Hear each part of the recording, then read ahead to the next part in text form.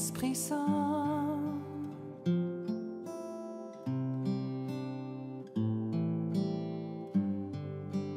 Viens, ô Esprit Saint.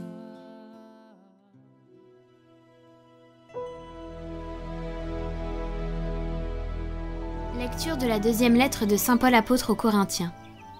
Frères, aujourd'hui encore, quand les fils d'Israël lisent les livres de Moïse, un voile couvre leur cœur. Quand on se convertit au Seigneur, le voile est enlevé. Or le Seigneur, c'est l'Esprit. Et là où l'Esprit du Seigneur est présent, là est la liberté. Et nous tous qui n'avons pas de voile sur le visage, nous reflétons la gloire du Seigneur, et nous sommes transformés en son image, avec une gloire de plus en plus grande, par l'action du Seigneur qui est Esprit. C'est pourquoi, ayant reçu ce ministère par la miséricorde de Dieu, nous ne perdons pas courage. Et même si l'évangile que nous annonçons reste voilé, il n'est voilé que pour ceux qui vont à leur perte, pour les incrédules dont l'intelligence a été aveuglée par le Dieu mauvais de ce monde. Celui-ci les empêche de voir clairement, dans la splendeur de l'évangile, la gloire du Christ, lui qui est l'image de Dieu. En effet, ce que nous proclamons, ce n'est pas nous-mêmes, c'est ceci. Jésus-Christ est le Seigneur. Et nous sommes vos serviteurs à cause de Jésus.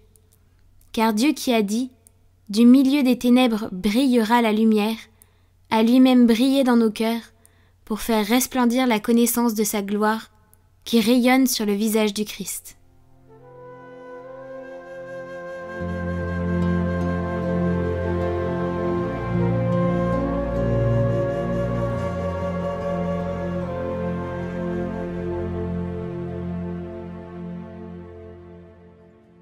La gloire du Seigneur habitera notre terre. J'écoute, que dira le Seigneur Dieu? Ce qu'il dit, c'est la paix pour son peuple et ses fidèles. Son salut est proche de ceux qui le craignent, et la gloire habitera notre terre. Amour et vérité se rencontrent, justice et paix s'embrassent. La vérité germera de la terre, et du ciel se penchera la justice.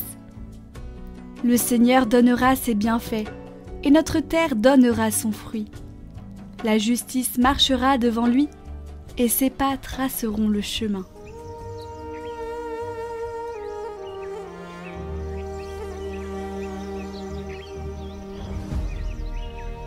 Évangile de Jésus-Christ selon saint Matthieu. En ce temps-là, Jésus disait à ses disciples : « Je vous le dis, si votre justice ne surpasse pas celle des scribes et des pharisiens, vous n'entrerez pas dans le royaume des cieux. Vous avez appris qu'il a été dit aux anciens : Tu ne commettras pas de meurtre. Et si quelqu'un commet un meurtre, il devra passer en jugement. Eh bien, moi je vous le dis, tout homme qui se met en colère contre son frère devra passer en jugement. Si quelqu'un insulte son frère, il devra passer devant le tribunal.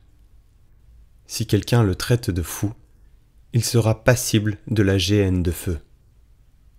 Donc, lorsque tu vas présenter ton offrande à l'autel, si là tu te souviens que ton frère a quelque chose contre toi, laisse ton offrande là devant l'autel.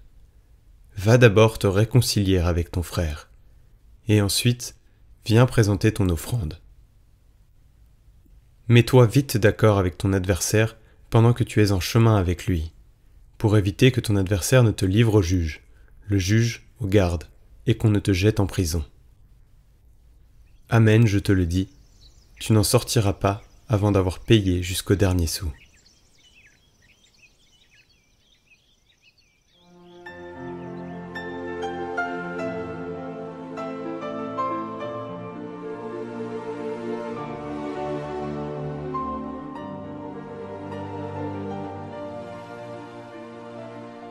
Nous pensons souvent que nos péchés éloignent le Seigneur de nous. En réalité, en péchant, nous nous éloignons de lui. Mais lui, nous voyant en danger, vient encore plus nous chercher. Dieu ne se résigne jamais à ce qu'une personne reste éloignée de son amour, à condition toutefois qu'il trouve en elle un signe de repentance pour le mal commis. Faire l'expérience de la réconciliation avec Dieu nous permet de découvrir le besoin d'autres formes de réconciliation.